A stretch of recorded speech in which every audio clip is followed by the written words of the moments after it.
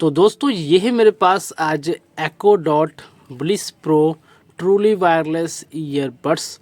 और आज का हमारा टॉपिक है how to use Echo Dot Bliss Pro earbuds, यानी कि Echo Dot Bliss Pro earbuds को यूज़ कैसे करते हैं, इसे कनेक्ट कैसे करते हैं, चार्ज कैसे करते हैं एंड इसके गेमिंग मोड को एनेबल और डिसेबल कैसे करते हैं, यानी कि ओवरऑल इसके टच कंट्रोल के क्या क्या फीचर्स है। तो ये सारी चीज़ें आप सबको मैं इस वीडियो में बताने वाला हूँ। तो सबसे पहले हम बात कर लेते हैं एको डॉट ब्लिस प्रो ईयरबड्स को चार्ज कैसे करते हैं।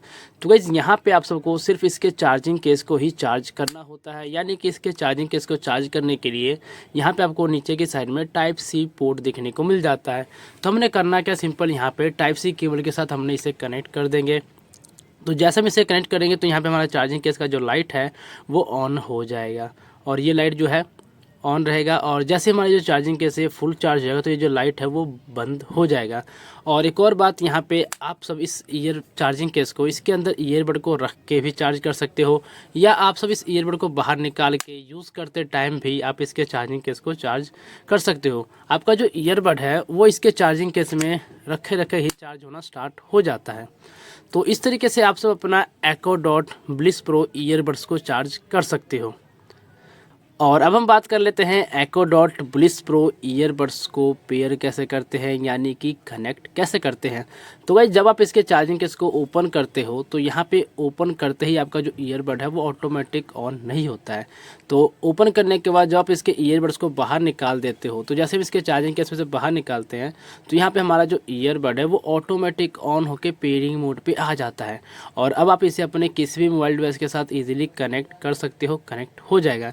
यहाँ पे आप देख सकते हो यहाँ पे हमारा जो ईयरबड में जो लाइट है वो ब्लू लाइट ब्लिंक करना स्टार्ट हो जाता है, यानी कि हमारा जो ईयरबड है वो ऑन है और पेयरिंग मोड पे आ चुका है। अब आप इसे अपने किसी भी मोबाइल के साथ इजीली कनेक्ट कर लोगे, कनेक्ट हो जाएगा।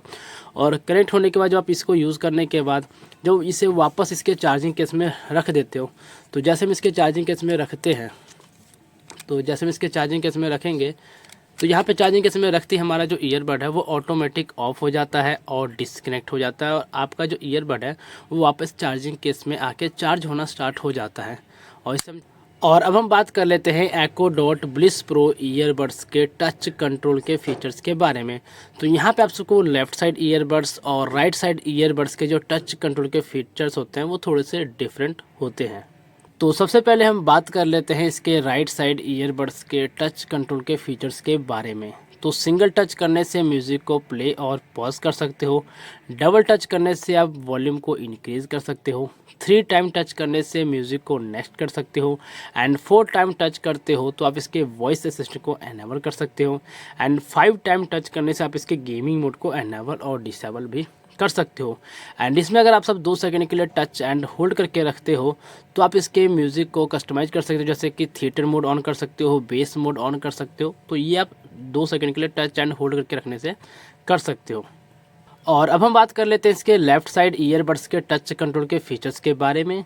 तो इसमें भी सिंगल टच करने से आप म्यूज़िक को प्ले और पॉज कर सकते हो, डबल टच करने से आप वॉल्यूम को डिक्रीज़ कर सकते हो, एंड 3 टाइम टच करने से आप म्यूज़िक को प्रीवियस कर सकते हो, एंड 4 टाइम टच करने से आप इसमें भी वॉइस असिस्टेंट को एनेबल कर सकते हो, एंड 5 टाइम टच करने से आप इसमें भी गेमिंग मोड को एनेबल और डिसेबल कर सकते हो, एंड 2 सेकंड के लिए टच एंड होल्ड करके रखने से आप इसके भी theatre mode and base mode को एनेबल कर सकते हो।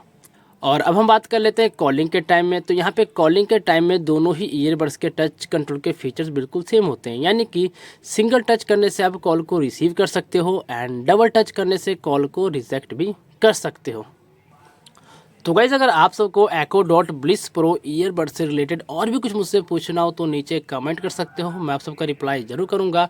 और अगर आप सबको ये वीडियो अच्छा लगे तो प्लीज़ वीडियो को एक लाइक कर देना, और अगर आप सब हमारे यूट्यूब चैनल पर नए हो तो प्लीज़ चैनल को सब्सक्राइब करके बेल आइकन को ऑन कर देना, क्योंकि मैं ऐसे ही लेटेस्ट गैजेट से रिलेटेड वीडियो लेकर आता रहता हूँ। तो मिलते हैं नेक्स्ट वीडियो में, आज के लिए बस इतना ही।